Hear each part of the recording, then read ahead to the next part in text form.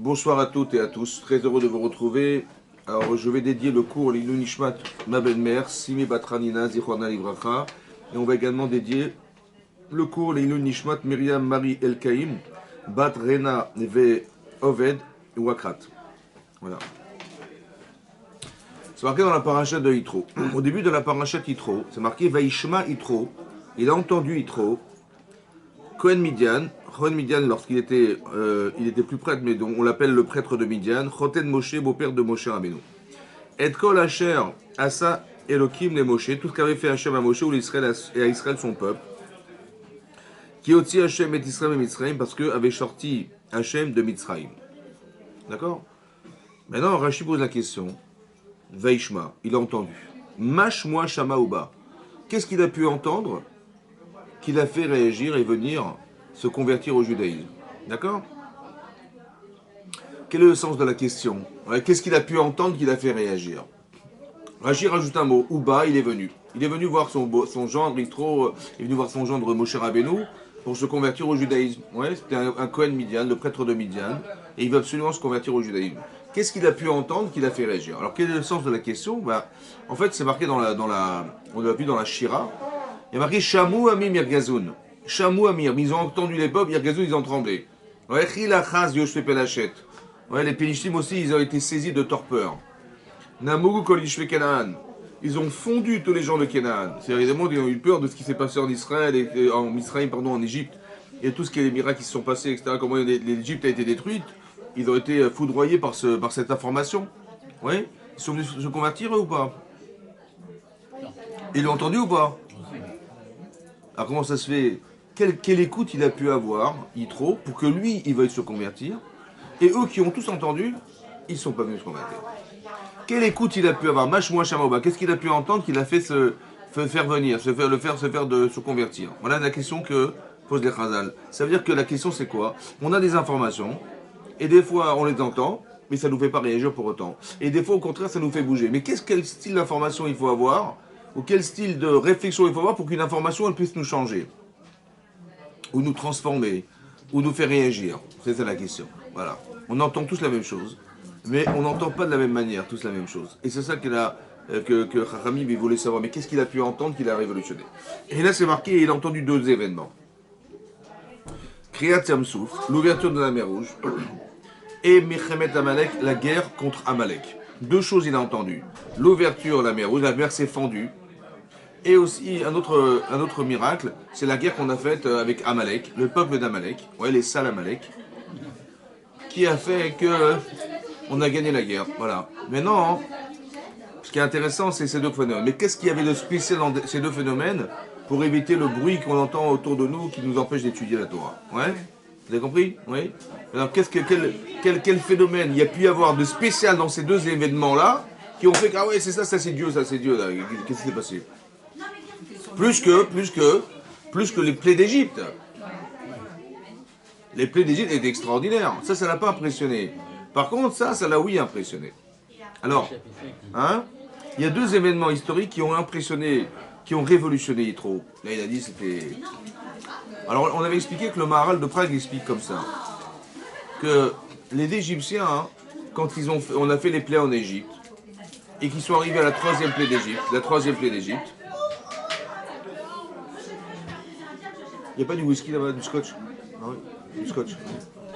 Mais non. S'il vous plaît, vous pourriez baisser un peu le ton parce qu'on est en cours sans vous embêter. Ah ouais, mais alors, je vais reparler de ce que j'ai dit avec votre mari.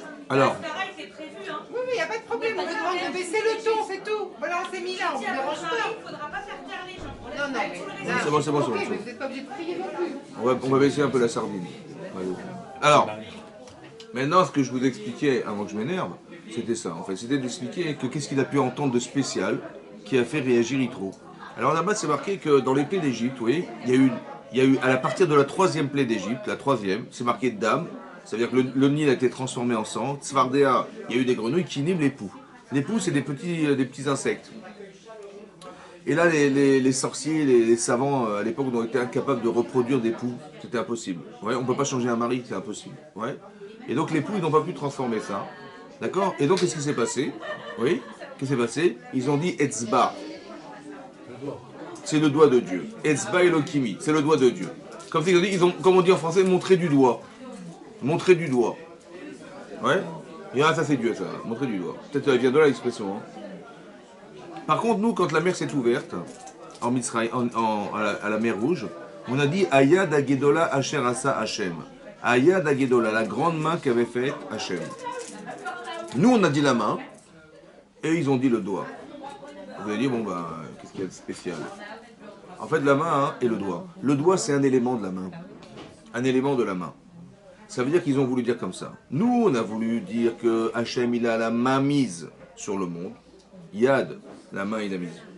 Alors qu'eux, ils ont dit, non, mais ça, c'est pas une main mise, ça. Le fait d'avoir été capable d'être plus fort que le Nil, c'est pas qu'il a une main mise sur le monde, c'est qu'il est plus fort que le Nil, plus fort que les grenouilles, plus fort que etc. Mais c'est pas, ça n'est que le doigt de la main. C'est qu'un élément qui compose la nature, qui est démonstrateur, qui est maître des choses, mais pas de la nature entière, pas du monde entier. Ça va? Le doigt, la différence de la main. Maintenant, qu'est-ce que ça veut dire? Ça veut dire que Yitro, il a vu que deux phénomènes qui ont révélé la grandeur d'Hachem, qu'il est lui le coordinateur de ce monde. Qu'est-ce qu'il a vu spécial? Alors là-bas, c'est marqué, à propos de la mer Rouge, c'est marqué que, il y a marqué Veibakeu Amaim. En hébreu, ça veut dire, les eaux se sont fendues. Quelles eaux? La mer s'est fendue. Pourquoi les eaux au pluriel? Alors on dit les eaux parce que tous les océans de la terre entière se sont ouverts. Comme ça dit Rashi. Et alors? Et alors? Qu'est-ce qu'il y a de spécial? Vous avez vu, il y a une écoute, mais qu'est-ce que ça veut dire? Il y a des mots, mais on ne sait pas ce que ça veut dire. Alors en fait, là-bas, on explique qu'à l'époque, les Égyptiens pensaient que chaque océan était un dieu en soi.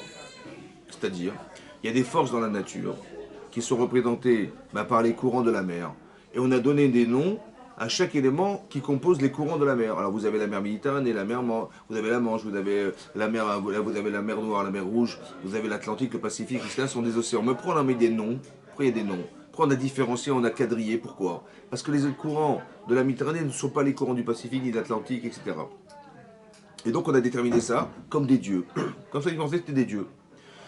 Mais ils ont dit que chaque dieu, il est indépendant de l'autre. Jamais la mer Méditerranée ne pourra donner d'ordre à la Manche, ni au Pacifique, ni à l'inverse, etc. Vous comprenez? Chacun est indépendant. Or ici, Hachem, on a fait appel à Hachem pour ouvrir la mer. Il a pris son bâton, Moshe, il a tendu la main, le bras vers la mer Rouge, et tous les océans se sont ouverts.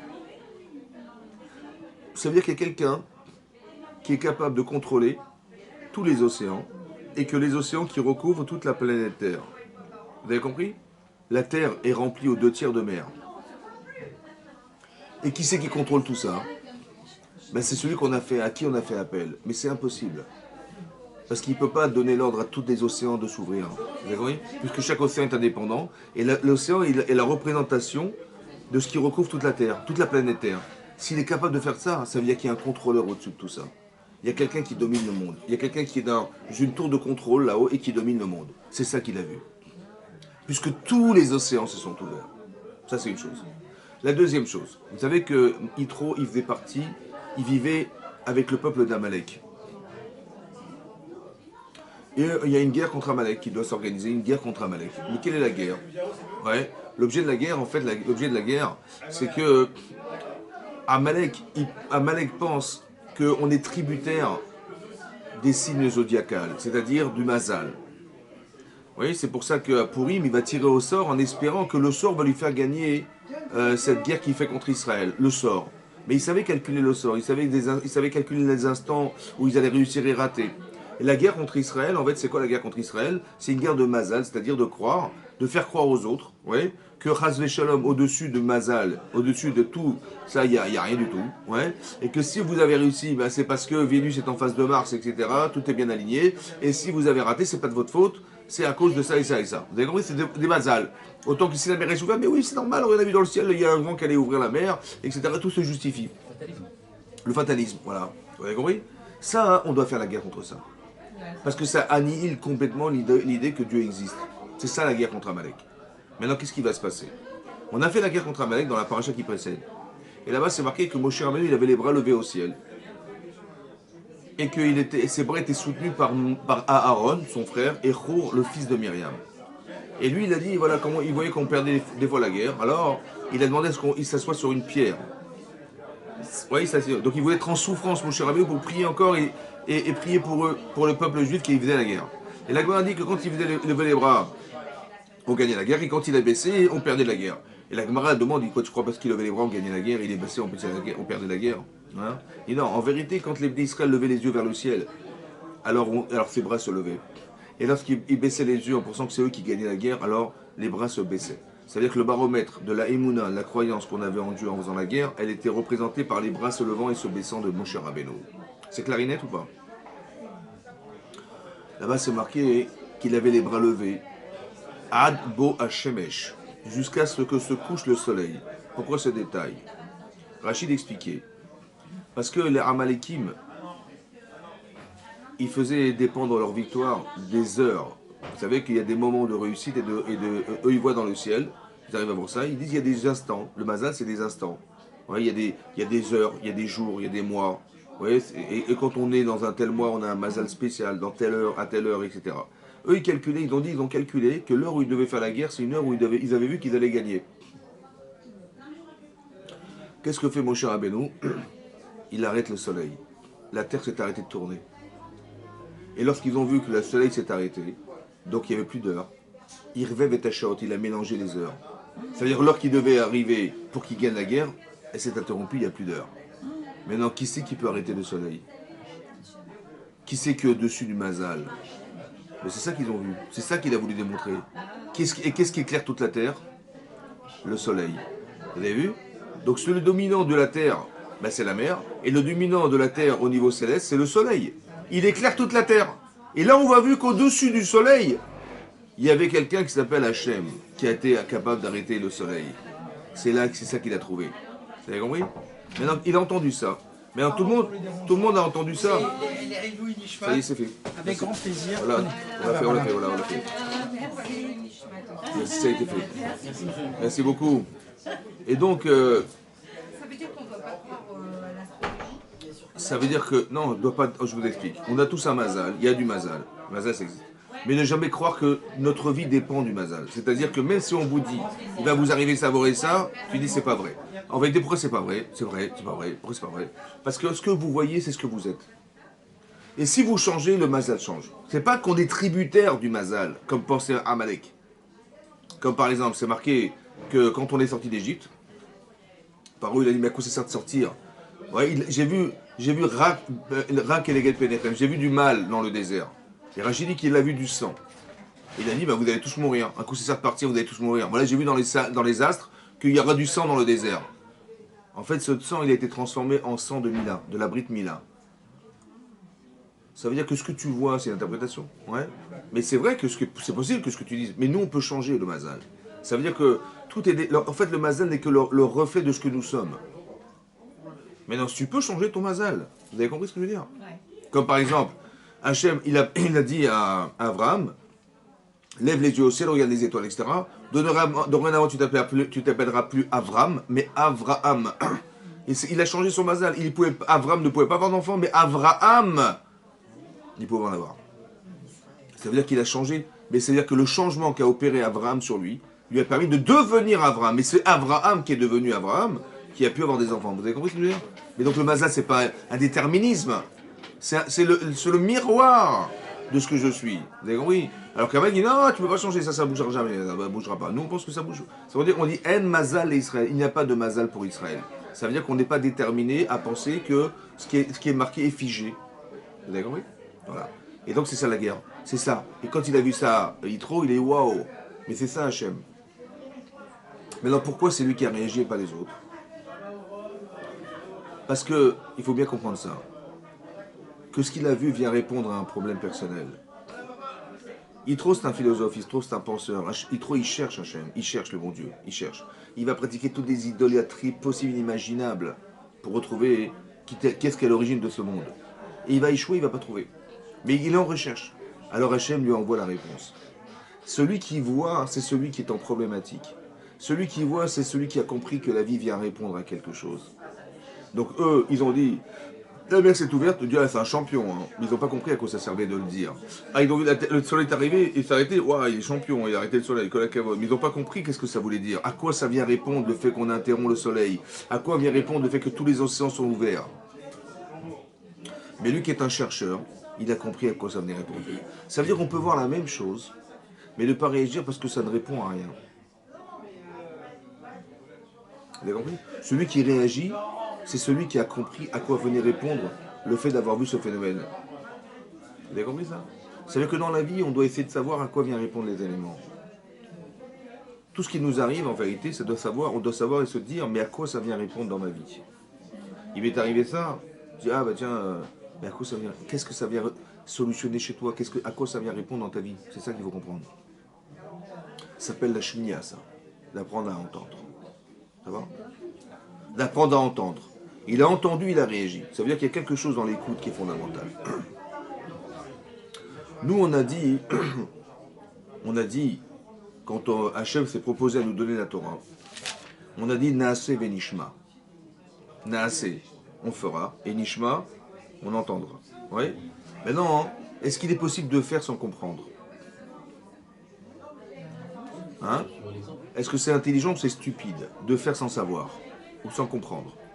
Si quelqu'un il vient, vous avez embauché quelqu'un, il dit je connais pas le métier, mais je ferai, mais si je comprends rien, c'est pas grave, je ferai. Qu'est-ce que tu vas faire? Tu sais ce que je veux dire? Je sais pas, mais je vais faire. Et tu vas faire quoi? Et même si tu sais comment tu vas le faire, si c'est pas élaboré, comment tu vas le faire, c'est bête ce que tu vas faire. Donc est-ce que Naase Venishma veut dire je ferai, nous ferons, nous comprendrons? Oui, en français on traduira nous ferons, nous comprendrons. Mais tu peux pas faire sans comprendre. On peut reproduire. Ou écouter. C'est ce que j'appelle stupide. Oui. Et après c'est la compréhension qui vient, la recherche de la. Oui, c'est possible, mais bon. Est-ce que c'est ça qu'ils ont voulu dire les Israël? Il lui répondre aux ordres de la Kadosh Baruch Hu. D'abord faites ce que je vous dis. Parce qu'on n'a pas le temps de tout vous expliquer par le menu. C'est Moshe qui va vous expliquer. Mais c'est qui parle? C'est Hachem qui parle ou c'est Israël qui parle? C'est Israël. Ils ont dit Naase Benishma. C'est pas lui, il va dire oui, je vais tout vous dire, mais après je vous expliquerai. Non. Ils ont dit Naase Benishma. Eux, ils ont dit Naase Benishma. Ça veut dire quoi? C'est comme ça. En fait, c'est marqué dans les Pirkei Avot, dans les Maximes des Pères. C'est marqué que Miche Marasav Mirubim Mechormato. Si quelqu'un il a plus d'actes, des Maasim c'est des actes, des misvot, il fait beaucoup de misvot, mais il n'a pas beaucoup de connaissances. Disons que là, les actes qu'il fait ils sont plus nombreux que la connaissance qu'il a. Les actes sont plus nombreux que la connaissance. Là-bas c'est marqué la connaissance elle va rester en tête. Il va la garder en tête. Il ne va pas l'oublier. Par contre, s'il a beaucoup de connaissances, mais pas beaucoup d'actes, oui, il fait moins que ce qu'il sait, on va dire. La chorma, elle va s'envoler, elle est volatile, il va oublier. La connaissance, il oubliera. Voilà ce qui est marqué dans les Pirkei Avot. D'accord? Là-bas, il y a un pirouche, une explication du Rabbeinu Yonah dans les Pirkei Avot qui pose une question. Il dit, mais comment c'est possible que quelqu'un il fait beaucoup et il a peu d'actes, ouais, il a peu de connaissances. Celle-ci, la connaissance, elle va être volatile. Mais au contraire, on va dire que il fait beaucoup, mais il n'a pas beaucoup de connaissances. Mais comment tu peux faire plus que ce que tu sais? Tu dis, il a fait beaucoup de, les maasim, les actes sont plus nombreux que la connaissance qu'il a des actes. Mais c'est pas possible de faire plus que ce qu'on sait.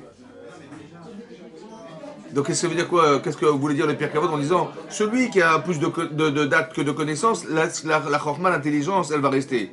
La connaissance, disons, elle va rester. Elle ne va pas rester du tout. Mais elle peut pas rester, même si elle va rester. Mais comment ça peut être logique de faire plus que ce qu'on sait? C'est impossible. Alors il répond là-bas, le rabbin, il dit comme ça que ce qui a marqué les actes là-bas, c'est pas les actes. C'est l'acceptation des actes. Comme c'est marqué Naase Benishma. Que Naase, ça ne veut pas dire faire. On acceptera de faire tout ce que tu nous diras. C'est pas on fera. Il faut le comprendre dans le sens où Hachem il m'a dit, voilà, je vais te donner la Torah, il dit, écoute, il n'y a pas de problème. Tout ce que tu me demanderas de faire, je le ferai. J'accepterai de faire tout ce que tu me demanderas de faire, et j'apprendrai, et je réfléchirai, et j'étudierai ce que tu me demanderas. On n'a pas dit qu'il fallait faire, on a dit que j'accepterai de faire. Mais alors, qu'est-ce que ça veut dire? Parce que d'accepter, c'est la chose la plus compliquée. D'accepter, c'est le plus compliqué. Quand vous avez accepté, c'est facile de faire. Mais quand on a accepté, Oui. Mais tant qu'on n'a pas accepté. Oui, c'est comme par exemple des gens qui font des études. Ouais. Ouais, quelqu'un qui fait il fait médecine, il passe des concours. Oui. Donc il va apprendre par cœur des livres, par cœur des informations, par cœur. Ouais. Et il sera interrogé, sélectionné selon la connaissance qu'il aura absorbée et capable de restituer la connaissance. C'est ça, oui? Oui. Maintenant, il va réussir son examen. Après 3 4 mois, vous lui posez la question de savoir, mais qu'est-ce que tu as retenu? Qu'est-ce qui t'est resté en tête? Pas grand-chose. Pourquoi? Parce qu'il n'y a pas de réceptacle à la connaissance. Je m'explique. À quoi ça sert d'apprendre? Ben, ça sert à rien, c'est qu'une sélection entre nous, c'est tout. Par contre, si tu veux devenir médecin, ben, si tu connais pas les médicaments, tu connais pas les diagnostics, tu vas faire un diagnostic, tu vas déterminer des barèmes de médecine et tout ça, ben, tu ne seras pas médecin. Donc parce que j'ai accepté d'être, alors j'ai la connaissance qui va se greffer avec, elle va me permettre d'être. Mais c'est parce que j'ai accepté que je retiens. Mais si j'accepte rien, vous avez compris? Si les maasim ils sont plus grands, si les actes sont plus grands que la connaissance, elle restera la connaissance. Vous savez pourquoi? Parce que sinon je ne peux rien être. J'ai accepté d'être cette personne, mais tu peux pas l'être si tu ne sais pas ce qu'il faut faire pour l'être. N'importe quel corps de métier. Tu dis j'ai envie d'être plombier, j'ai envie d'être pharmacien, j'ai envie d'être pas quoi. Mais si tu n'as pas la connaissance, tu peux pas l'être. Mais c'est parce que j'ai envie d'être cette personne. Quand c'est la connaissance qui est sélective, elle me sert à rien parce qu'elle rentre pas dans les critères de ce que j'ai accepté d'être. Alors je vais l'oublier. Ça qui a marqué beaucoup plus de connaissances que d'actes. C'est quoi les actes? Ce que tu as accepté, j'ai rien accepté du tout. Je m'en dis juste, apprends juste pour sélectionner les élèves. C'est tout ce que je veux savoir. Cette rahma, elle va pas rester. Par contre, si tu as accepté d'être, il y a un socle. Ça s'appelle je veux être. C'est comme à l'école. Ouais, il y a des enfants qui sont indisciplinés. C'est vrai ou pas? Et ils croient ils ont l'impression que la cour c'est une cour de récréation et la classe c'est une cour de récréation en continu. Hein. Et donc ils prennent des crayons, ils jettent, ils font les clowns, des machins, tout ça. Mais bon, ils suivent pas les cours, les pauvres. C'est vrai. Alors qu'est-ce que font les parents? Eh ben ils disent, les parents pensent qu'il faut qu'on trouve des cours particuliers. Ouais, un professeur qui le soir va venir après l'école faire des cours particuliers, c'est ça, pour combler les carences. C'est ce qui se passe en général. Oui. En fait, c'est un faux problème. Tu sais pourquoi? Le problème, c'est qu'il n'a pas accepté d'être un étudiant. Il n'a pas accepté le rôle du professeur. Il n'a pas accepté le rôle de l'école. Lui, il a cru que c'était une cour de récréation. Tu vois? Mais c'est pas ça. Hein? C'est le rôle des parents, ça. De faire comprendre à l'enfant, ouais, qu'il y a l'école, il y a la cour et il y a l'école. L'école, à quoi ça sert une école, d'expliquer à quoi ça sert une école, d'avoir le respect du professeur, de l'âge du professeur, les connaissances du professeur, qu'est-ce qui va t'apporter le professeur, qu'est-ce que tu vas gagner d'être présent dans une école, à quoi sert une école, ça, il faut qu'il le comprenne. Et après qu'il ait compris l'intérêt qu'il a d'être à l'école, il va accepter d'être un étudiant. Et quand il aura compris ça, ou bien il comprendra rien, mais je vais m'amuser à lui faire des récompenses pour qu'il accepte d'être un étudiant. Soit c'est un enfant, ben je lui dis écoute mon chéri, si tu as une très bonne note, je t'offrirai un cadeau. Et si tu as un diplôme, si tu as, je sais pas moi, un tableau d'honneur, je t'achèterai un vélo. D'accord? Donc il va faire pour le vélo, mais c'est pas grave. Parce qu'il va être intelligent grâce au vélo. Vous avez compris? Et donc il va être assidu grâce au vélo. Il faut juste trouver les choses qui vont lui permettre d'accepter d'être. C'est ça qui est très important. La Kabbalah Tamasi. On accepte d'être ces personnes. On a pris sur nous, voilà, tout ce que tu nous diras, on acceptera. Et puisque tu acceptes, donc tu es comme une éponge à la connaissance maintenant. Parce que tu acceptes. Mais le plus compliqué, c'est d'accepter. Vous avez compris? Le plus compliqué. Et bien, ça va beaucoup plus loin que ça. La Yengmara qui dit, dans Kama, elle dit là-bas comme ça. Si quelqu'un, il a voulu faire une mitzvah, mais il a eu un cas de force majeure. Il n'a pas pu la faire. Vous voyez? Il n'a pas pu la faire. Par exemple, imaginez quelqu'un qui a reçu ses parents Shabbat à la maison. Ouais, et lui, il habite à Paris, ses parents habitent à Marseille. Ouais, et ils sont partis en vitesse, etc. Ils ont juste oublié, mince, elle a oublié son sac à main à Paris. Ou je sais pas moi, une valise à Paris, qu'on avait laissée dans une chambre, une valise cabine, on l'a oublié à Paris. Et les parents, ils disent, oh, on est arrivé à Marseille, mince, on s'est rendu compte qu'on a oublié la valise. Par contre, j'ai un ami qui va venir de Paris. Ouais, tu vas le retrouver à la gare. Ouais. Il va partir de la gare de Lyon. Si tu peux lui apporter la valise, il va partir à telle heure. Il dit ah super. Donc il prend sa valise, il prend sa voiture, il roule, il se dirige vers la gare de Lyon pour aller à Marseille. Ouais. Pour retrouver la personne à qui il doit remettre cette valise. Et il roule comme un malade et tout, et puis il voit il est pris dans les bouchons et tout. Et le temps arrive, le temps passe, il va après. Il arrive à la gare, n'importe comment il prend la valise et tout. Il arrive sur le quai de la gare, il entend la sonnerie du gare et le train s'en va. Mince. Il a raté la mitzvah de Kibud Avaim, d'honorer ses parents. à travers cette mitzvah de rendre la valise. Là-bas, c'est marqué que quelqu'un qui a eu un cas de force majeure et qui n'a pas fait la mitzvah, on compte comme si qu'il l'avait faite. C'est logique ou pas? Dites non. Non. Ben, tu l'as fait, oui, tu l'as pas fait, non. Il dit, ah, je voulais venir à l'école passer l'examen, j'ai raté l'examen. Ah, mais j'ai pas eu le choix, t'as raté l'examen. Je voulais venir au travail, mais j'ai pas pu venir. On va pas te payer. Il y a 4 forces majeures. Bien. L'autre, il était malade pendant 3 semaines, il va venir au boulot. Il voit sa fiche de paye, il manque. On l'a divisé par 4. C'est donné, j'ai un cas de force majeure, j'étais malade, je suis désolé, il faut me payer ma. Ah non, on te paye sur le résultat, pas sur ce que monsieur elle est malade, madame elle est malade, machin, elle ne va plus venir. On paye pas sur les. On paye pas des cas de force majeure, nous, hein. On paye des résultats. Et là, on voit qu'Hachem il paye le cas de force majeure, comment c'est possible? Vous avez compris? Comment ça s'explique? De là, j'ai compris une chose. Hachem, ce qui compte, c'est ce que tu as pris sur toi. Parce que de faire, c'est facile quand tu l'as pris. Le plus compliqué, le plus important, c'est que tu acceptes de faire. Je voulais absolument retrouver les amis de mes parents pour leur remettre cette valise. Et j'étais là-bas, j'ai raté. Mais en vérité, tu t'es construit.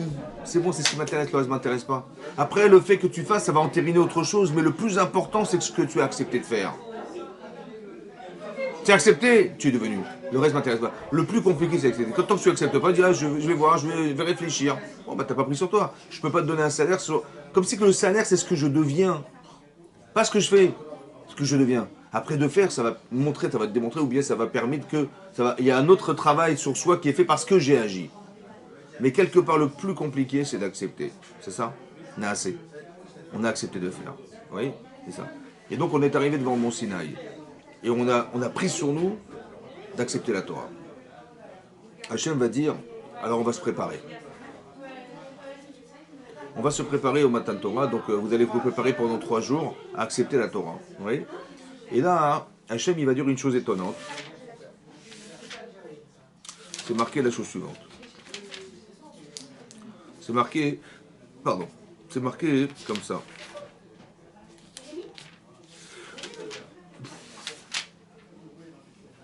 C'est marqué Vaïdaber Elohim et Kol Advarim Aele les morts.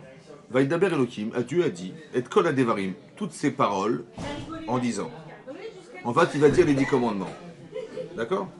Et donc c'est marqué Vaïdaber Elohim et Kol Advarim Aele les morts. Voilà, il va dire ces choses. Il va dire Anochi Hashem, donc il va décanter après les 10 commandements. Un après l'autre, il va les dire, les dénoncer un après l'autre. Anochi Hashem Elokecha Asher Hotzitcha Mitzrayim, Lo Ilecha Ki Marem Apala, etc. Voilà ce qu'il va dire. Maintenant, Rashi pose la question suivante. Rashi, il explique. Ça veut dire quoi? Il a énoncé les paroles, et puis après, il a décanté les paroles. Alors Rashi dit comme ça. Il dit comme ça. Et kol adevarim, toutes les paroles. Rashi dit, Melamed, Shamar, Jmochou, et Aseret Adibrot Bedibor Echad. Ça vient nous apprendre qu'il a dit les 10 paroles en une fois, en une parole. Il a tout dit. Il a tout dit en une parole. Vous avez compris? Une chose qu'aucun être humain ne peut faire. On n'est pas outillé pour comprendre 10 en 1. Vinken, si c'est ainsi, Matalmud Lomar, Rod, Anochi, Elohilecha. Alors pourquoi après c'est marqué? Et il a dit, il a fait comme ça. Et après il a dit, vous savez ce que j'ai dit? Moi je vais vous expliquer. J'ai dit Anochi, Hashem Elokecha. Après il a explicité tout ce qu'il avait dit en fait en une parole. Voilà ce qui est marqué dans Rashi. Ça va? À quoi ça sert? Très bonne question. Pourquoi il a parlé comme ça? De toute façon, il sait pertinemment qu'on ne comprend rien.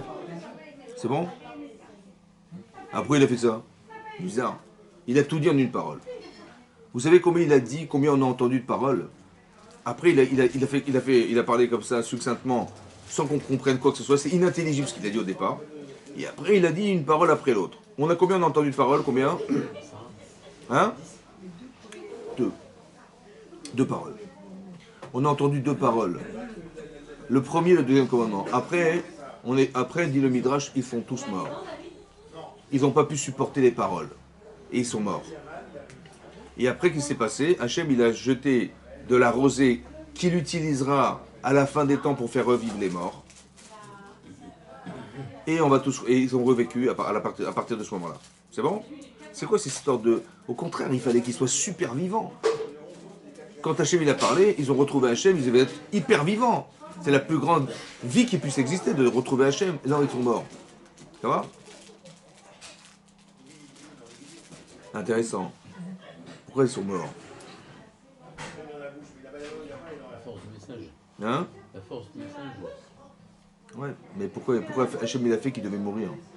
Il pouvait faire qu'on accepte le message, comme tu dis, on accepte le message. Pourquoi ils sont morts du message? C'est nos fautes qui nous tuent. Hein? C'est nos fautes qui nous tuent. Hein. Mais là, on dit que là-bas, c'est marqué dans la Gemara, dans le Shabbat, que vous savez qu'on a du Yetzer Hara dans notre cœur. Ce Yetzer Hara avait disparu.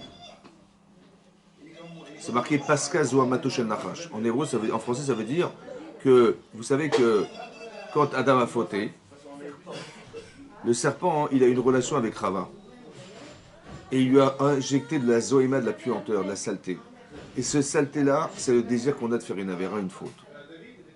Donc à chaque fois qu'on veut fauter, on veut aller contre Dieu, c'est parce qu'au fond, il y a cette zoéma-là, cette saleté qui est en nous et qui nous pousse à faire.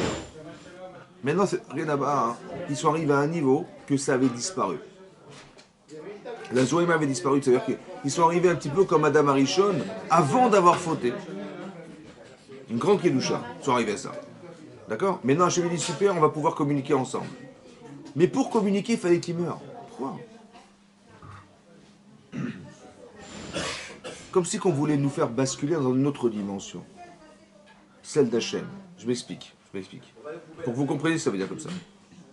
Vous savez ce qu'ils ont dû faire avant de recevoir la Torah?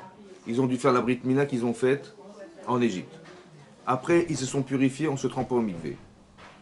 Et après, ils ont accepté la Torah. Exactement les mêmes lois qui existent pour des gens qui se convertissent au judaïsme.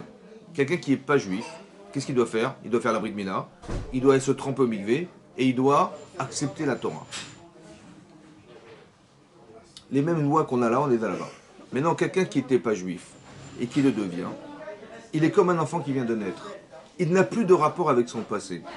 Comme si cette personne-là qui acceptait d'être juive, elle se refuse à être la première personne, celle qu'elle ne veut plus être. Comme si elle ne mettait à mort la personne qui était le passé. Comme par exemple une femme, elle est impure parce qu'elle est nida. Oui, elle doit aller au mikvé, se tremper dans l'eau. Combien? Immergée complètement. Si madame elle a un petit cheveu qui sort de l'eau, le mikvé il n'est pas kasher, il n'est pas apte. Ça va? Pourquoi? Et pourquoi il faut se tremper? Mais pourquoi? C'est le retour à la pureté. Alors comme ça, est-ce qu'on est aquatique? Non. Combien vous pouvez rester de temps sous l'eau? Combien vous pouvez rester de temps sous l'eau? On n'est pas adapté à ça. Oui, non. Qu'est-ce que voulait dire Hachem? Il faut que plus rien ne respire en dehors de l'eau. Comme si que cette personne allait disparaître dans l'eau, elle va renaître et retrouver son mari. C'est une renaissance en fait. C'est une nouvelle résurrection de ce qui est mort. Je ne veux plus cette femme-là. Je veux être une autre femme. Alors je me trompe dans la mikvé, je m'immerge dans l'eau, plus rien ne respire. S'il y a un petit truc qui respire à l'extérieur, ça ne marche pas. Rien. Il ne faut pas que ma peau elle soit, comment dire, il n'y a rien qui est entre ma peau et l'eau qui fasse que l'eau n'a pas touché ma peau. Tout doit disparaître dans l'eau. Vous avez compris ce que je veux dire? Comme si qu'il y avait une petite mort qui nous faisait revivre. Quand on fait des chouvas, qu'est-ce qu'on fait quand on fait des chouvas? Ouais. Je dis mais je veux plus être la femme du passé, moi. Je veux plus être l'homme du passé, ça m'intéresse pas. Je dis mais tu te rappelles pas comment c'était super? Ah, c'est fini, moi. Oui, moi, je veux plus être cette personne. Qu'est-ce que je suis en train de faire? Je suis en train d'éliminer la première. Celle à qui je veux plus ressembler. Vous avez compris? Donc faire tes chouvas, c'est d'éliminer ce que je ne veux plus être. C'est une petite mort, c'est pareil. Et de plus on fait ça, et plus on se rapproche d'Hachem. En fait, ils sont morts parce qu'ils sont arrivés à une dimension qui n'est pas humaine. Comme un jour, il y aura la résurrection des morts. Mais là, il y aura Hachem. Mais ça, on ne l'a pas supporté. Un jour, il y aura le Mashiach. Et un jour, il y aura Tretaméti, la résurrection des morts. Vous voyez? On sera à une dimension telle où on acceptera d'être avec Hachem à la dimension qu'on nous a permis d'accéder. Manifestement, ça n'a pas pu marcher. Vous avez compris? C'est pour ça qu'après ils vont dire, on n'a pas supporté. Alors Moshe écoute d'Hachem, et nous on écoutera de toi.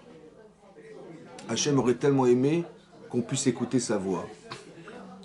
Ouais, Tishmeu Bekoli, écoutez ma voix. Il aurait tellement aimé Hachem qu'on écoute la voix de la Torah. Et ça a été trop difficile, ça a été insupportable, on n'a pas pu supporter. Alors on a demandé à Moshe qui est l'intermédiaire de nous faire écouter la voix. C'est quoi la voix? C'est marqué ici dans le texte. Quand Hachem a parlé, ils ont vu des colottes, ils ont vu des voix. Ils ont vu des voix. Et alors Rachid expliquait, ils ont vu ce qui doit s'entendre. Quand on parle, on voit rien. Ils ont vu. C'est-à-dire comme si que la parole, qui était créatrice d'Hachem, il a créé le ciel, la terre et ça avait une consistance, la parole avait une consistance. Et quand Hachem dit je suis ton Dieu, etc., ça a une consistance qui a permis de voir dans le ciel tout ce qu'avait dit Hachem. Mais ils ont vu ce qui doit s'entendre. Est-ce que vous comprenez ce que ça veut dire ça? Yitro. Il a vu ce qui devrait s'entendre. Parce qu'en vérité, qu'est-ce qu'il a dit Hachem quand il a ouvert la mer Rouge? Il a dit c'est moi le dominateur de ce monde. Mais est-ce que les gens, ils ont vu ce qu'il a voulu dire? Non. Vous avez compris? Il faut réussir à voir dans la vie ce qui doit pouvoir s'entendre. Qu'est-ce qui se cache derrière les mots? Il y a des mots. Qu'est-ce qui se cache derrière? Vous avez compris? Et nous, on a vu le col. Comme si que c'était tellement difficile d'accepter la voix. D'accepter ce que j'ai compris de ce qu'il a voulu dire. Ça s'appelle le col, ça. Par exemple. Entendre égale comprendre. Mais vous allez comprendre ce que je veux dire. Il y a des mots, vous allez comprendre. Un jour, Sarah, elle avait Yitzhak Avinu déjà. Elle avait Yitzhak. Mais elle a vu elle a compris qu'Ishmaël avait tourné mal. Ishmaël, le fils d'Abraham et de Hagar, il tournait mal, il devenait criminel, carrément, il avait des relations interdites avec des femmes, et il faisait carrément de l'idolâtrie. Bon, il a dit, elle avait peur pour son fils Israël, elle a dit, tant qu'il est en relation avec cet enfant, il va nous détruire notre enfant. Qu'est-ce qu'elle va faire? Elle va aller voir Abraham. Ouais. Et elle va dire à Abraham, Garesh et Amazot, sépare-toi de cette femme, chasse-la, cette femme-là, Hagar, et son fils aussi. Parce que je ne veux pas que Ishmaël puisse hériter de toi. Voilà ce qu'elle a dit à son mari. Maintenant, Abraham, il entend ça. Et c'était Rabbeinav, Alodot Beno. Il n'a pas supporté, Abraham, qu'on puisse parler de son fils Ishmaël comme ça. Qu'est-ce qu'il lui prend? Je comprends pas ce qu'il lui prend. Ouais. Maintenant, qu'est-ce qu'elle a voulu dire Sarah à son mari? Elle a voulu lui dire, écoute, c'est dangereux. Ouais, pour Yitzhak, c'est dangereux. Oui. Mais quand elle voit, imaginez-vous, Sarah, elle voit son mari lui faire la tête. Qu'est-ce qu'elle pense? Alors qu'elle est sûre qu'il a compris que Ishmaël a tourné mal et que c'est dangereux pour Yitzhak, on est bien d'accord. Donc s'il fait la tête, son mari. Il dit comme ça, qu'est-ce qui t'a fait Ishmaël? Qu'est-ce qui t'arrive? Voilà ce qu'elle dit, il va dire à sa femme. Donc qu'est-ce qu'elle a compris, sa femme, maintenant, de ce qu'il a répondu, à votre avis? Il ne se rend pas compte du danger. C'est ça ou pas? Maintenant, et qu'est-ce qu'Abraham il a compris alors qu'il n'a jamais vu son fils mal tourné? Qu'est-ce qu'il a compris de sa femme, Sarah? Hein? Elle a compris ce qu'il n'avait pas vu lui. Elle vient tout à coup, elle vient dire, écoute, il faut chasser Hagar, il faut chasser. C'est qui a proposé d'épouser Hagar? Et donc elle propose, et madame, elle lui dit, maintenant tu quittes cette femme. D'accord, oui? Il y a un petit problème ou pas? Et en plus, elle lui dit, et lui, il a eu un enfant avec cette femme, et il veut garder cet enfant, autant qu'il veut garder cette femme, a priori, non? Et elle lui dit, non, chasse cette femme, cet enfant. Après, on n'a rien compris, vous avez compris? Et donc, il a peut-être pensé qu'elle est jalouse, parce qu'il a pensé. C'est vrai qu'elle était jalouse? Et c'est vrai que lui, il avait compris qu'il y avait un danger? Vous avez eu le dialogue de sourds ou pas? Qu'est-ce qu'il a dit à Hachem, à Abraham? Shmar Bekola. Écoute sa voix. Il n'a pas dit écoute ce qu'elle a dit. Écoute la voix de ta femme. C'est quoi écoute la voix de ta femme? Hein? Ben, ce qu'elle m'a dit, j'ai rien compris. Hein. Elle m'a dit quitte cette femme, quitte cet enfant, j'ai rien compris. Il dit n'écoute pas ce qu'elle t'a dit. Écoute ce qu'elle a voulu te dire. Le col, c'est ce qui se cache derrière les mots. Vous avez compris ou pas? Tu dis mais j'ai vu la mer s'ouvrir et tout. Ben, j'ai compris, ouais, la mer s'est ouverte. Ben, Dieu il est superbe. Hein. Mais non, il voulait te dire je suis le maître du monde. Tous les océans sont ouverts. Ah, j'ai pas compris. Il faut que tu arrives à écouter le col. Tu arrives à voir ce qui se cache derrière le mot. Ta femme, elle t'a parlé, ouais. Tu dis, mais j'ai rien compris, ça dit. Mais qu'est-ce qui se cache derrière ce qu'elle a voulu te dire? C'est ça que tu dois trouver. Tu dis, mais elle est folle. Elle m'a demandé de quitter mon mari, de quitter ma femme, mes enfants, mais elle est complètement folle. Arrête de dire qu'elle est folle. Dis, j'ai pas compris ce que tu m'as dit. Écoute la voix de ta femme. La voix de ta femme. Pourquoi? Parce que les femmes, elles sentent des choses. En vérité, Rachid a pas d'expliquer que de là on apprend que Sarah, elle était plus prophétesse que son mari Abraham. C'est quoi la prophétie? C'est un instinct. Ouais, elle a un instinct comme ça de vision. En fait, elle n'a rien vu du tout. Elle a juste constaté, tiens, c'est bizarre comment il parle comme ça, je sais pas, il y a quelque chose qui va pas. Il parle comme ça, il regarde comme ça, il fait des choses comme ça. Voilà, il y a un problème. Elle n'a rien vu en vérité, mais elle sent que ça va pas. Vous avez compris? Mais elle est sûre que son mari l'a senti. Ah ben, c'est sûr. Et il a senti ou pas? Non.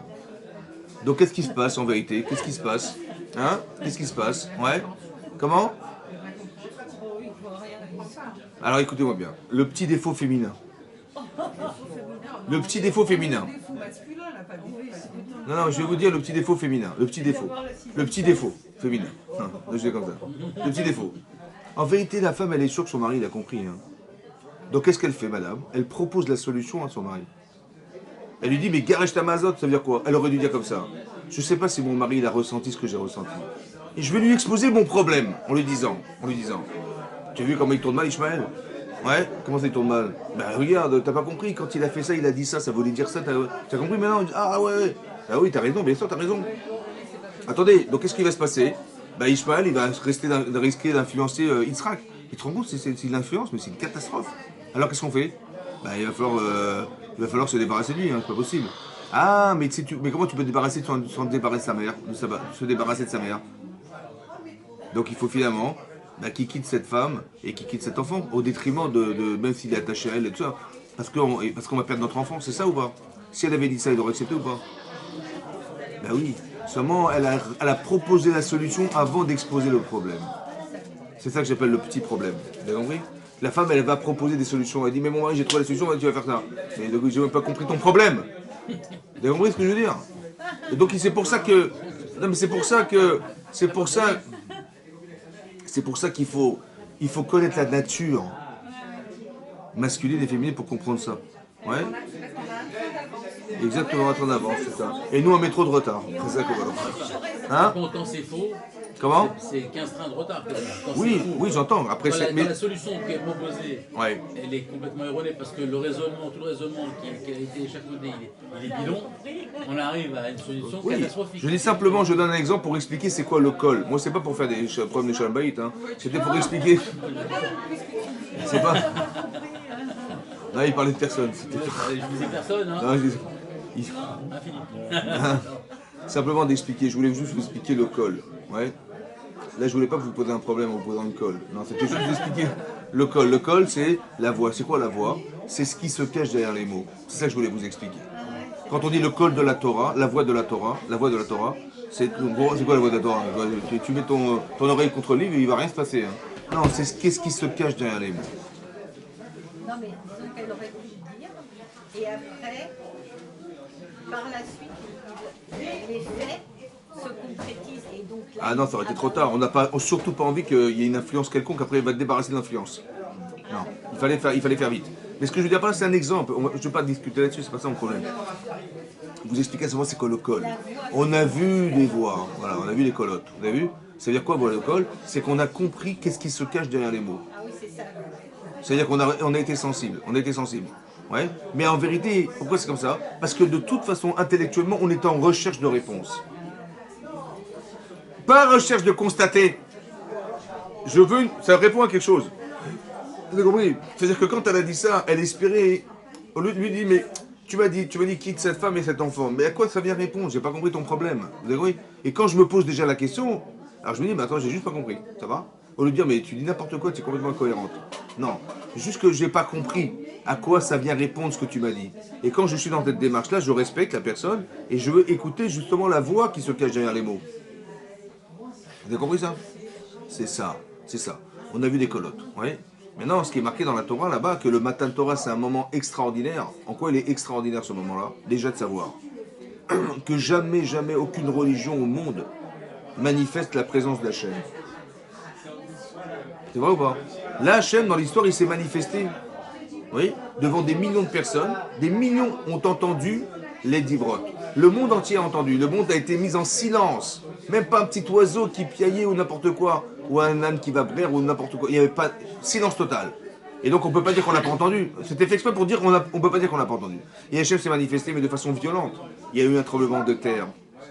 La foudre elle est tombée, le tonnerre, il y a un chauffard gadol, un grand chauffard, un bruit d'un chauffard qui était discontinu, que personne au monde ne peut réaliser un truc pareil. On s'essouffle à un moment donné. Et là c'était discontinu, ça ne s'arrêtait pas. On a entendu le chauffard. Mais Rachid expliquait c'est quoi ce chauffard. Il dit le chauffard, c'est le chauffard, la corde du bélier de Yitzhak. Bizarre. Pourquoi il a dit ça? Oui. c'est quoi ce bruit qu'on va entendre? Et ce chauffard, on va l'entendre à la fin des temps. C'est marqué Itaka Beshofar Gadol. À la fin des temps, il va y avoir une sonnerie très très puissante. Mais là, ce bruit, le son qu'on a entendu du chauffard, il correspond au son de la Kedat Yitzhak, le sacrifice d'Yitzhak. De quel son tu parles? Il y a marqué Kif Shanaesh. Il y avait une fumée qui montait au ciel comme une fournaise ardente. La fournaise ardente, ça vous rappelle? Abraham. Abraham Avinu. Et on a entendu le kol. Akol kol Yaakov va Yadim d'Esav. On dit la voix de Yaakov et les mains d'Esav.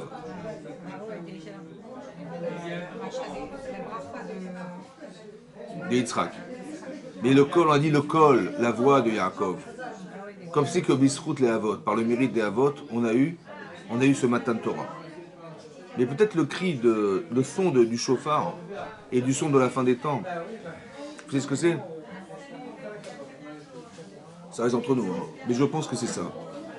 Est-ce que ça a été facile pour Yitzhak de se sacrifier? Est-ce qu'il n'y avait pas eu un cri intérieur pour dire à Soyen Serrara qui lui disait mais tu vas pas te sacrifier quand même? Ouais. Est-ce qu'il n'y a pas un cri intérieur qui se bat contre ça en disant oui je vais le faire, oui je vais le faire?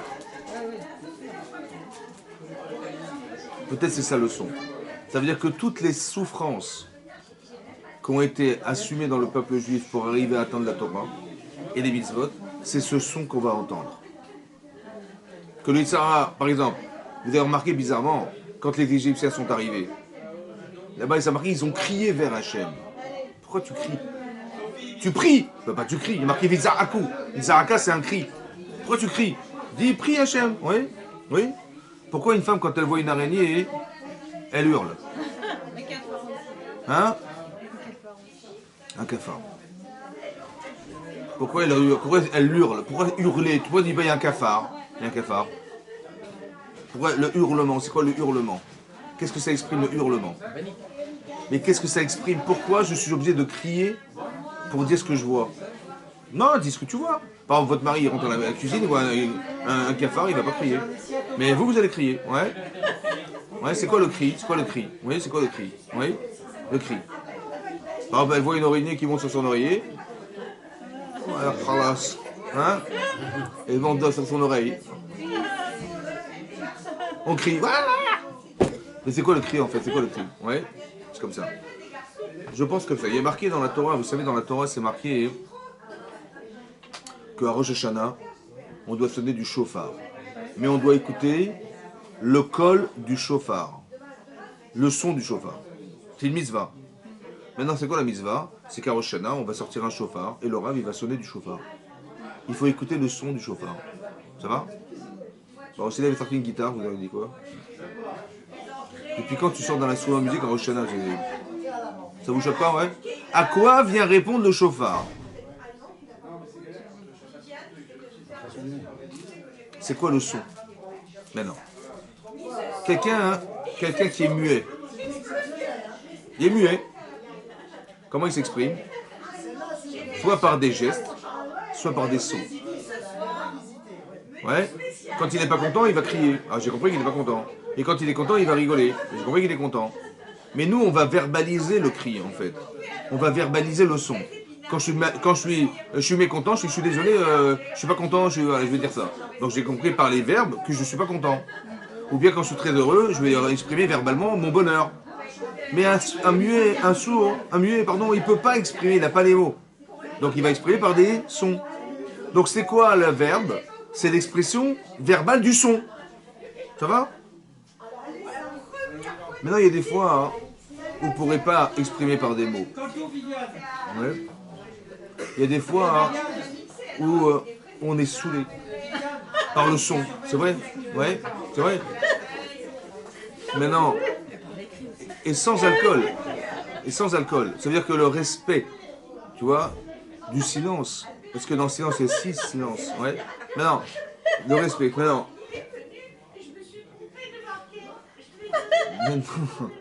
Maintenant, le son, c'est comme ça. Écoutez-moi bien. On doit écouter le chauffard. Il y a des choses dans la vie, où vous n'aurez pas les mots pour l'exprimer, pour l'expliquer. Par exemple, hein, comment vous allez m'expliquer ce que vous avez ressenti le jour de votre mariage ou la choupa? pour que j'arrive à ressentir exactement l'identique ce que vous avez ressenti sous la choupa. On peut l'expliquer ou pas? Vous avez sauté en parachute. Oui. Dis-moi comment c'était? Comment c'était explique-moi comment tu... Pour que je ressente vraiment cette... je sais pas, la peur que tu as pu avoir, le bonheur que tu as pu être comme un oiseau dans le ciel. Explique-moi que je ressente à l'identique ce que tu as vécu en sautant du parachute. Tu le ressens ou pas? Tu peux l'expliquer ou pas? Tu vois la limite des mots, la limite des mots? Il y a des fois tu peux pas l'expliquer. Tu aurais voulu dire à Hachem des choses, mais tu n'as pas les mots pour le dire. J'aurais voulu lui crier à Hachem. Parce que tu n'as pas les mots. Alors tu vas passer par le son du chauffard.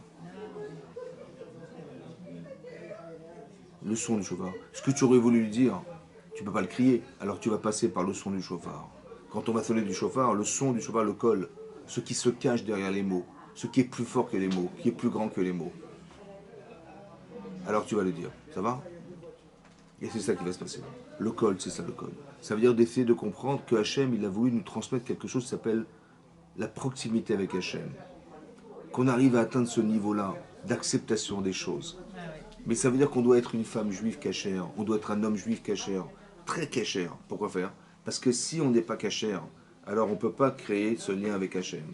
C'est pas possible. Il veut bien, mais il y a quelque chose qui fait écran entre nous et lui. Vous avez compris? Et donc on doit être fortement grave. C'est ça que voulait Akadosh Baruch Hu. Il voulait ça. Oui. Il voulait qu'en vérité, on fasse les chouvas. Il voulait, parce que c'est marqué dans Rashi ici, vous savez ce qui est marqué dans Rashi? Il y a marqué qu'ils sont partis de Réphidim et ils sont arrivés devant ils sont arrivés devant le désert du Sinaï. Et Rashi nous dit de la même manière, pourquoi nous dire qu'ils sont partis de Réphidim? On savait qu'ils étaient à Réphidim, dans cette ville, pour arriver devant le désert du Sinaï. On aurait dû nous dire qu'ils sont arrivés dans le désert du Sinaï, puisqu'on savait pertinemment qu'ils sont partis déjà de Réphidim. Ils étaient campants à Réphidim. On aurait pu lui dire, voilà, ils sont arrivés sur le désert. Bon, on a très bien compris qu'ils partaient de Réphidim. Pourquoi nous dire qu'ils partaient de Réphidim? Pour le dire comme ça. De la même manière qu'ils sont partis de Réphidim par la Teshuvah, ils ont fait Teshuvah ils ont fait la guerre contre Amalek. Ouais, ils ont fait Teshuvah, oui. De la même manière qu'ils sont arrivés sur le mont Sinaï, ils ont fait Teshuvah. Mais d'où tu vois dans le texte qu'ils ont fait Teshuvah? C'est marqué. Et c'est marqué comme ça. Vayichanou, ils ont campé face à la montagne, au pluriel. Mais c'est marqué Vayichan Israël, Negedar. Vayichan en français, ça veut dire il a campé au présent et au singulier, Israël face à la montagne. Pourquoi nous dire Israël au singulier et pas au pluriel? Rachid nous explique pourquoi. Parce qu'il y a marqué qu'ils étaient Ishechad, un seul homme. Ils étaient 600 000 hommes, mais comme un seul homme et un seul cœur. Maintenant, est-ce que c'est possible que dans les 600 000, il n'y ait pas un petit conflit entre quelques-uns? Sûrement, oui. Et là, il y en a eu? Non. Ils ont fait Teshuvah. C'est là qu'il a su. Vous avez vu? C'est impossible que 600 000 hommes, ils n'aient pas un petit problème l'un avec l'autre. Ça veut dire qu'écoutez-moi bien, avant de recevoir la Torah, il faut qu'on soit Béchalom. Et si on est en paix avec soi-même, alors on peut être en paix avec les autres. Si on a compris ce qui peut être le produit de notre conflit et l'intérêt qu'on a de se froisser, se frustrer avec les autres, ouais, qu'est-ce que je vais gagner, qu'est-ce que je vais perdre? Je suis bête, ouais. Parce que quelqu'un qui est froissé, par exemple, vous prenez une feuille, vous la froissez, est-ce qu'elle pourra, si je la défroisse, elle va retrouver sa nature d'origine? C'est ça. C'est dommage que tu t'es froissé. Parce que tu ne pourras jamais forcément retrouver la vraie. Et si on va te repasser, on va te machin, on dit ouais, on va te pardonner, machin, mais il va rester quelque chose. Il y aura resté des traces. On ne veut pas de traces. C'est dommage. Vous avez compris que c'est dommage. Ça veut dire que, quelque part, Vaïchan Israël Negadar, Hachem, il voulait qu'on soit unis, qu'on soit concentrés, qu'on soit unique. Ça veut dire que Echad, un. Pourquoi c'était important? Parce que si on est désunis, il y a quelque chose qui nous sépare, un petit peu comme, vous avez remarqué que la destruction du temple, elle s'est organisée parce que les Romains ont fait la guerre contre les Hébreux de l'époque, ils ont détruit le temple. Voilà ce qui est marqué dans les livres. Oui, Titus, qui était le gouverneur de l'armée de Rome, de César, il est venu et a fait la guerre. Hein. Donc il y avait des raisons politiques, des raisons économiques, des raisons ce que vous voulez. Ça, c'est l'histoire qui nous raconte ça. Ça, c'est les mots. Mais c'est quoi le col? Qu'est-ce qui se cache derrière? Alors la Gemara dans Yuma, elle dit, parce qu'il y avait de la sinatrinam, il y avait de la haine gratuite, il y avait du lachonara, de la médisance. Bon, je ne savais pas que la médisance ça détruisait le temple. La médisance, ça détruit le temple. Pourquoi? C'est ça qui se cache derrière les mots. C'est vrai? Derrière un événement, il faut que tu comprennes ce que ça cache. Mais c'est quoi? C'était la haine gratuite en fait. Pourquoi? Parce que si on est désunis, on s'entend pas les uns les autres. Oui. Est-ce qu'on est un peuple? Non. On est un peuple.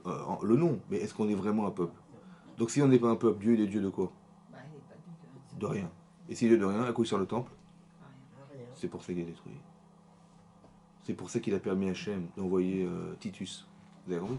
Tu dis, mais non, c'est pas ça, c'est à cause d'un problème politique, ça ne savent pas gérer, machin, machin. Non. En vérité, le fond du fond, ce qui se cache derrière un événement, c'est ça que tu dois comprendre. À chaque fois, tu dois essayer de comprendre, mais qu'est-ce que ça cache derrière ce que tu vis? Ça va? C'est ça le col, en fait. Vous avez compris ça? C'est ça. Et on devrait s'habituer à penser comme ça. Qui c'est qui a pensé pour... C'est peut-être pour ça que la paracha s'appelle Yitro. Parce que celui qui nous a appris à penser comme ça, c'est Yitro. Il a dit, il y a eu un événement. Mais le seul qui a vraiment réagi à ça, c'est lui. Hein. C'est un truc de fou, quoi. Il y a des milliards de millions de personnes qui ont entendu la même information, et ils ne sont pas venus se convaincre. Et lui, il a dit, ouais, ouais, ça vient. Mais pourquoi? Parce que ça ne répondait à rien chez eux. Oui. Mais lui, il dit, non, mais moi je sais que ça venait répondre à ça. Parce que je recherchais cette réponse, j'attendais de voir. Et quand tu cherches à savoir, alors Hachem, il va te montrer.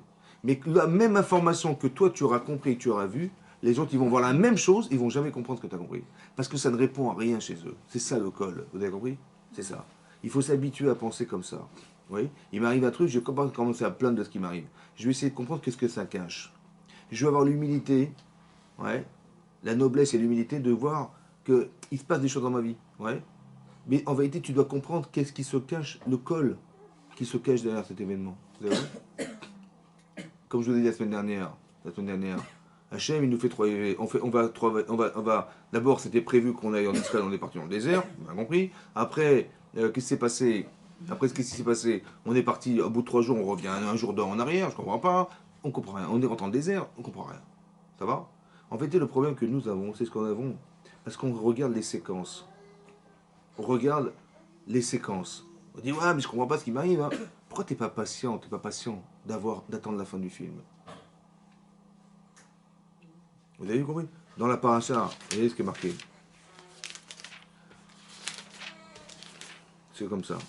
Il y a marqué Vaishma Yitro, il a entendu Yitro, Cohen Midian, Choten Moshe, et Kol Asher Asa Elohim, et Kol, tout ce qu'avait fait Hachem. C'est quoi tout ce qu'avait fait Hachem?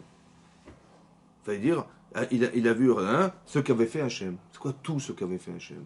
Tout ce qu'avait fait Hachem. Tout. C'est quoi tout? C'est que ne regarde pas de façon des séquences. Tu dis, imagine-toi, tu vois la fête de Purim, ouais. Imagine, on arrête le film au moment où Aman, il a décrété que le 13 Adar, on allait tous mourir. Et les gens, ils réfléchissent comme ça. Ils disent, oui, on va tous mourir. Ouais. Mais oui, pourquoi tu arrêtes le film? C'est comme ceux qui se sont plaints devant Moshe Rabbeinu. Ils voient les Égyptiens, mais on va tous mourir. Mais pourquoi tu arrêtes le film là? Tu comprends? Essaie d'attendre, voir tout. La globalité de tout. Ouais. Tout. Il faut que tu vois tout. Et quand tu auras vu tout, tu vas comprendre. Tu vas comprendre, c'est à la fin pourquoi Hachem il a fait que tu as fait 3 jours après 2 jours. Pourquoi il t'a envoyé dans le désert. Pourquoi tout était envoyé. Il fallait juste attendre. Avoir la patience d'attendre la fin. Pour voir qu'est-ce qui va se dérouler. Et tu vas voir que quand il va décréter sur nous qu'on va tous mourir le 13 Adar, le 13 mois d'Adar, on va faire tes chauvins. Unanimement. Et tu vas voir qu'à la fin, tout va se retourner contre lui. Mais si tu avais attendu un petit peu, tu aurais vu.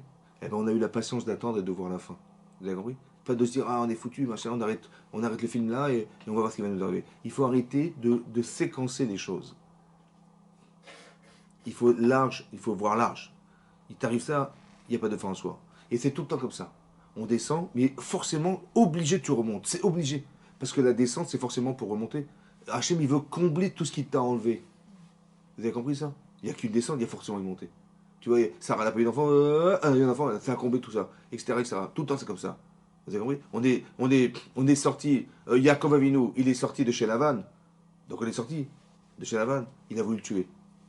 Après, qu'est-ce qui s'est passé? Dieu, il a intervenu, il dit non, tu lui parles pas comme ça, ni de bien ni de mal. Il a été sauvé. On arrive en Égypte, et on monte, on se multiplie, et tout à coup, par où il veut nous détruire. On devient des esclaves, on descend. Jusqu'au dernier recours de la sortie d'Égypte. Et après, hop, Hachem nous sort d'Égypte. On remonte. Et on va où? Dans le désert. Et dans le désert, on se plaint, on descend. Vous avez compris ce qui se passe? Jusqu'à ce qu'on arrive en Israël, après les Bikourim, on va remercier Hachem d'avoir eu ses fruits, etc. Mais regardez tout ce qu'on a traversé pour monter et descendre, monter et descendre. Mais pourquoi faire? Pour qu'à un moment donné de ta vie, tu vas récolter ta récolte et tu vas dire merci à Hachem que tout ce que j'ai vécu, je sais que c'est grâce à toi. Alors je te propose les prémices de mes récoltes. La reconnaissance du bien. Mais ça n'a pas pu se faire si tu n'as pas reconnu le bien. Mais pour reconnaître le bien, il fallait avoir souffert du mal pour voir bien le bien. Vous avez compris? Donc en fait, dommage que tu n'attendes pas la fin du film. Tu dis, oh, on est foutu, tu vis un truc, c'est un malheur, c'est un... Donc tu t'angoisses toute seule, donc tu t'écroules tout seul, tout seul. Mais non, attends, prie Hachem, tu vas voir qu'il va se passer un truc incroyable. À la proportionnelle de ce qui te manque, tu vas voir qu'Hachem va le combler. Vous avez compris? C'est comme ça que ça marche. On ne s'arrête. Il a vu tout ce qui s'est passé. Pas comme Paro, il a vu que Moshe Rabbeinu, il vient avec son petit bâton, il le transforme en serpent. Ouais, il rigole, une blague. Il appelle sa femme, il dit bon, tu lui fais un petit coup, elle prend son bâton, il devient serpent. Ouais, mais qu'est-ce qui s'est passé après? Le bâton, les serpents sont redevenus bâtons. Ok. Et le bâton a avalé les bâtons. Ah, ça, c'est pas possible. Vous avez compris? Mais qu'est-ce qui s'est passé? Il a vu la fin. Mais il n'a pas accepté la fin. Le problème de Paro, c'est qu'il fait ah oui, ça il est fort. Bon, mais c'est un domaine. Il va s'entêter. Vous avez compris? Parce qu'il n'est pas capable de voir la fin. Vous avez compris ce qui se passe? Il veut pas attendre, il croit tout le temps que ce sont des séquences. Et ah ouais, je vais le battre, et encore je vais le battre. Il voit que les séquences, que la petitesse des séquences. Essaye de voir la globalité. Qui c'est qui a vu la globalité? C'est Yitro. C'est pour ça que lui qui faisait partie du gouvernement à la différence de Paro, Yitro, il a dit, son erreur à Paro, c'est il voyait par séquence. Mais moi je vois global. J'ai vu que tout ça, en vérité, ça a mené à ça, j'ai compris. Vous avez compris? Tout ça, c'est pour arriver à Chrétien Souf et tout, tu vois? Au final, c'était ça. Et c'est là qu'il a compris que c'est ça qu'Hachem voulait nous montrer. C'est ça qu'il est le maître. Avec quelle malice il a fait rentrer tout ça là-dedans. Vous avez compris ce que je veux dire? Et c'est ça qu'il faut comprendre. Que tout se cache derrière les... La Emouna, c'est pas des choses qu'on verra. C'est des choses à laquelle on croit, mais ça se voit pas. Il y a des choses qui vont faire que tu peux dire on a eu de la chance. Tu dis voilà, on a fait des guerres en Israël, on a eu de la chance. Ouais, franchement, c'était des larmes de 14-18, on a gagné la guerre de 48. Après, on a eu jusqu'au dôme de fer, on a eu de la chance. Ouais, on a eu des savants qui nous ont permis. Tu peux voir comme ça. Hein, où tu dis, mais comment Hachem, il peut se cacher derrière un événement? Parce qu'il ne va pas te faire un miracle, les bombes elles vont exploser comme ça sans rien du tout. Hein. Alors il a donné l'idée à quelqu'un de trouver le dôme de fer, et puis voilà, ça explose, mais grâce au dôme de fer. Ouais, comme la mer, elle va pas s'ouvrir comme ça, il va prendre un vent d'est, il va le faire planter. Mais pourquoi il fait ça? Pour se cacher. Il veut pas se montrer. Tu vois? Il peut faire comme ça, la mer elle s'ouvre. Mais il a dit non, je veux que tu puisses croire que c'est le vent. Je veux que tu puisses croire que c'est le dôme de fer qui te sauve. Pour que c'est lui ou c'est Hachem. Il nous laisse toujours cette liberté, vous avez compris? C'est toi qui choisis. Voilà. Moi je me cache. Mais j'aimerais bien que tu vois le col, ce qui se cache derrière les paroles. Qu'est-ce qui se cache derrière un événement? Vous avez compris? Et nous, la force d'Israël, c'est de savoir hein, qu'il faut qu'on arrive à penser comme ça. C'est ça l'Aïmouna. Vous avez compris? L'Aïmouna. Chazak ou Baruch. Merci beaucoup, c'est moi qui vous remercie. Le col.